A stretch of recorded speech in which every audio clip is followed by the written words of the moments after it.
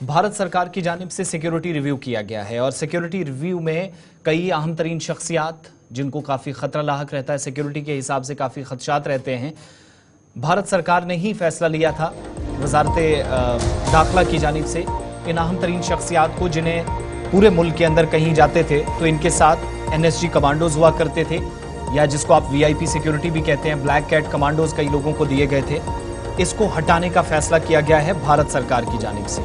और इनमें जम्मू कश्मीर से लेकर कन्याकुमारी तक जब रिव्यू किया गया तो कई ऐसे लीडरान हैं, वज़रा आला हैं, साबिक वज़रा आला हैं, मौजूदा मरकजी वज़रा हैं, और इनमें योगी आदित्यनाथ चीफ मिनिस्टर उत्तर प्रदेश के, राजनाथ सिंह मरकजी वज़ीर दिफा हैं, LK एडवाणी साबिक नायब वज़ीर आज़म हैं, डॉक्टर फारूक अब्दुल्ला साबिक रुकन पार्लियामेंट, इनकी सिक्योरिटी और दीगर कई ऐसे लोग हैं जिनके VIP सिक्योरिटी या जिनको Z+ सिक्योरिटी दी गई।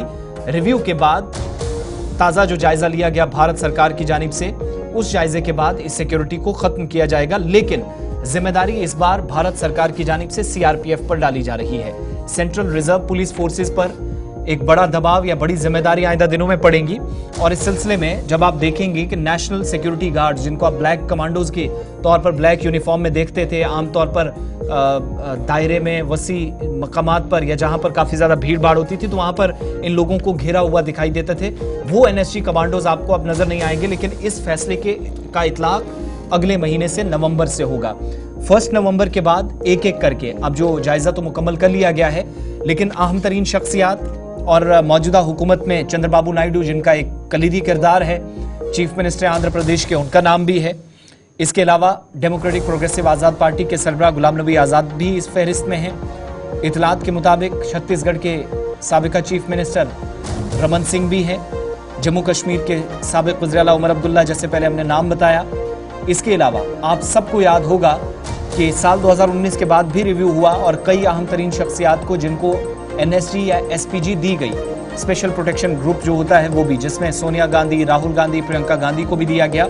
और उसके बाद ये जो NSGs हैं, VIP सिक्योरिटी है, वज़ारत दाखिला ने ताज़ा अहकामात भी जारी किए, बैक टू बैक मीटिंग्स भी हुई। जायज़ा लेने के बाद इस नतीजे पर सरकार पहुंची है कि अब बड़ी जिम्मेदारी CRPF को दी जाए। CRPF कैपेबल है, उनके पास कमांडोज हैं, उनके पास कैपेबिलिटीज़ हैं, उनके पास साजो सामान है, वो भी इस हिसाब से VIPs को प्रोटेक्ट कर सकते हैं जिस हिसाब से NSGs या नेशनल सिक्योरिटी गार्ड्स करते थे। तो अगले महीने से ये NSG एक एक करके इन लीडरान से हटना शुरू होंगे।